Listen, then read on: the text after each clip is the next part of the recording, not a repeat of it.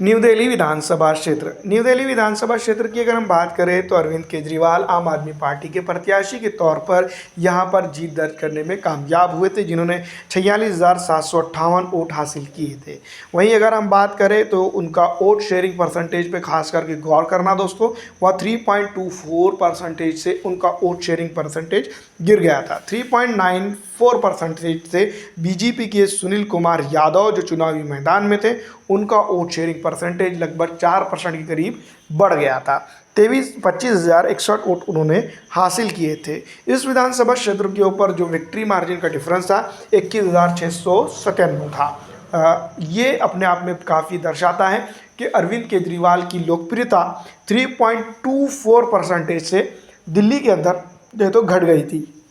ये जो चीज़ें हैं ये इस बार बड़ी हो सकती है, क्योंकि अरविंद केजरीवाल जिस तरह से शराब घोटाला और कई अन्य चीज़ों को लेकर अपने आप में एक बड़ी जंग लड़ते हुए नजर आ रहे हैं, वो आगे चलकर इस विधानसभा क्षेत्र के ऊपर कहीं ना कहीं हावी होती हुई नजर आएगी। इस बार इस विधानसभा चुनाव की अगर हम तुलनात्मक रणनीति, स्थिति और कई अन्य चीज़ों का अगर जायज़ा लेते हैं तो भारतीय राजनीति के अंदर या फिर भारतीय रणनीति के अंदर इसका सीधा सीधा जो तो लेख हो सकता है, क्योंकि अरविंद केजरीवाल दिल्ली ही नहीं बल्कि पूरे हिंदुस्तान के अंदर चर्चित चेहरा है। अगर वो इस विधानसभा चुनाव के अंदर हार जाते हैं तो सीधी तौर पर जो तो उनकी राजनीतिक पॉलिटिकल करियर को नुकसान हो सकता है।